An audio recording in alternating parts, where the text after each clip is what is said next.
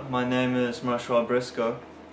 I'm 23 years old and I compose the music for The Sniper. I've been given some questions by Gabriel Fowler on the process and how I do the music and all that. So let's get to question one. How old were you when you first started having an interest in playing music and composing?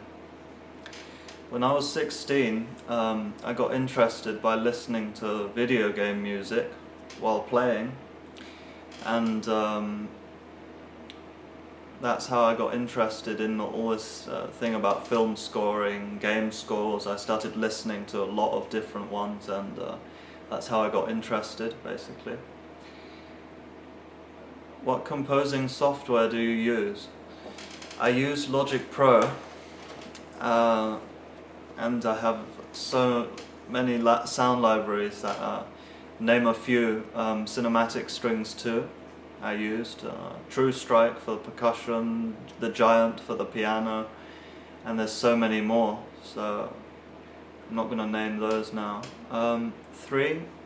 How did you come up with your original idea for the theme/music? And what is the main thing you keep in mind when composing? Can't really put it into words. The theme just came spontaneously, and the main thing I keep in mind, ironically, is keeping my mind thoughtless. Having your mind empty really helps you focus on bringing out the emotion in a theme when composing a theme.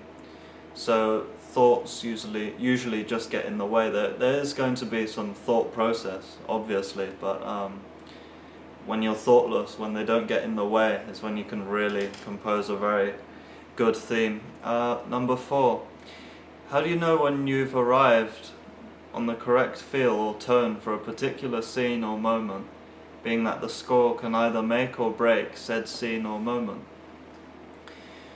Well, by watching any progress I've made and seeing if it works. You play the film and you try different melodies, you keep recording and looking at the tone and the atmosphere and how the music's going to represent that.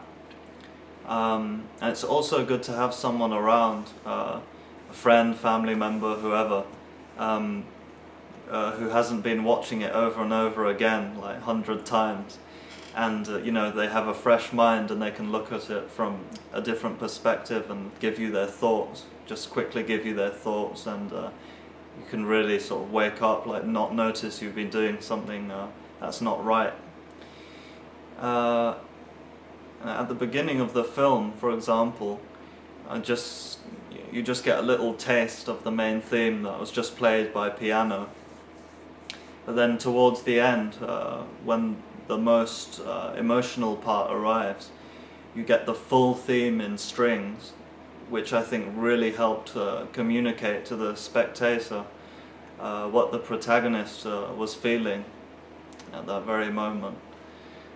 So that's very important to get out the emotion of the characters, and there's clearly some emotional part in the scene. Number 5, what are some things that help a composer communicate with a director that is not musically inclined, and what can we do as directors to help you, the composer, better understand the goal of the project? Well, the director's always the first person to be creative, who starts the whole project, so it's the job for the rest of the team and the composer to follow up on that. Of course, we all have different mindsets, different creative capabilities and styles, so we have to all sort of work in a streamline together to get to the same goal. And yeah, it's always crucial to communicate with the director on the technical side of things, but in the end it's going to be the composer who's going to respond musically to what the director has created. So yeah, who's your personal favorite composer and why? I couldn't really say I have a favourite composer because there are so many amazing composers out there. Uh, like James Newton Howard, I really like.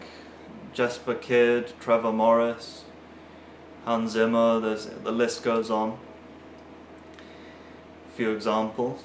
Although, for my favourite film score, I can confidently say it's the Lord of the Rings trilogy.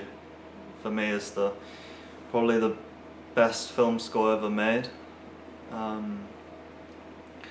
So yeah, those are all the questions. I'd like to thank Gabriel Fowler for giving me and a lot of other musicians and people opportunity to express their art and all that in his films, and it's really great to be working alongside you. Thank you.